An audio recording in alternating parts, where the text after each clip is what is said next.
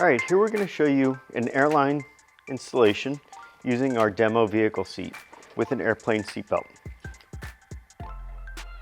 What we want to do is start off by placing the car seat on the seat nice and level. Then we're going to take our seatbelt and pass it through the handle guides and through the belt clips on both sides.